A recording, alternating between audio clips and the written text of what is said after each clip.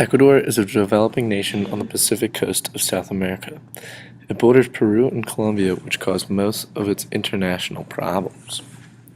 The population is roughly 15.74 million, with 72% being mestizo, which is a mix of Amerindian and white. 97% of the population is Roman Catholic, so there is not much religious diversity. The capital is Quito, but the largest city is Guayaquil. The environment is very diverse, as it is tropical on the Pacific coast and in the Galapagos Islands, cool in the high Andes Mountains, and tropical again in the eastern Amazonian swamps. Ecuador lies on the equator and is therefore very consistent with its weather and rainfall, which leads to many natural exports like bananas, coffee, rice, potatoes, plantains, sugarcane, cattle, pork, beef, dairy products, shrimp, and wood. Its GDP is roughly $153 billion, making its economy 62nd best in the world, but the GDP per capita is only $10,055, which is 116th in the world. Its largest natural resource reserves are petroleum, oil, timber, fish, and hydropower. Deforestation, soil erosion, desertification, water pollution, pollution from oil production waste, and in ecologically sensitive areas of the Amazon basin and Galapagos Islands are its biggest environmental issues. Ecuador is substantially dependent on its petroleum resources, which have accounted for more than half of the country's exports and earnings. Switching to the US dollar has stabilized the economy, and positive growth returned in the years to follow. This was helped by high oil prices, remittances, and increased non-traditional exports. From 2002 to 2006, the economy grew at an average rate of 4.3%, the highest five-year average in 25 years.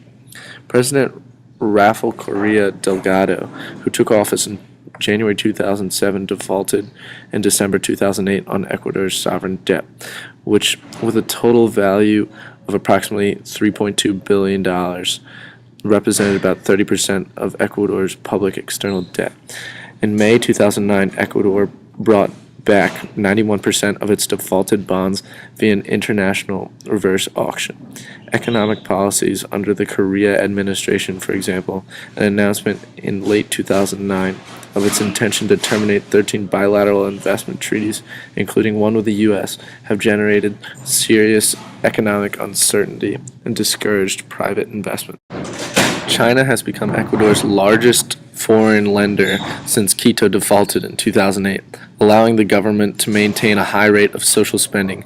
Ecuador contracted with the Chinese government for more than $9.9 billion in forward oil sales, project financing, and budget support loans as of December 2013. For investment levels in Ecuador continue to be the lowest in the region as a result of unstable regulatory environment, weak rule of law, and crowding out effect of public investments.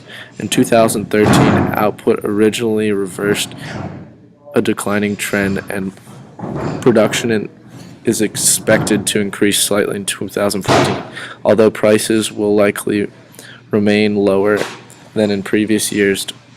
Faced in a 2013 trade deficit of $1.1 billion, Ecuador erected technical barriers to trade in December 2013, causing tensions with its largest trading partners.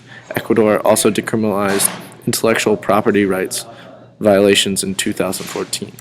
Ecuador's labor force is roughly 7 million people, with more than one-half in services and one-third in agriculture. The employment rate is 4.2%, placing it 38th in the world. Ecuador has become a significant transit country for cocaine, originating in Colombia and Peru, with much of its U.S.-bound cocaine passing through Ecuadorian Pacific waters.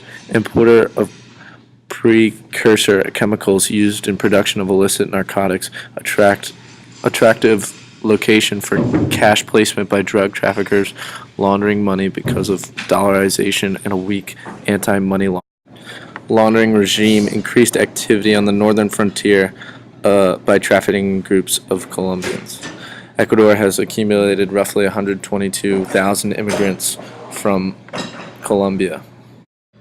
That's it. Thanks for watching.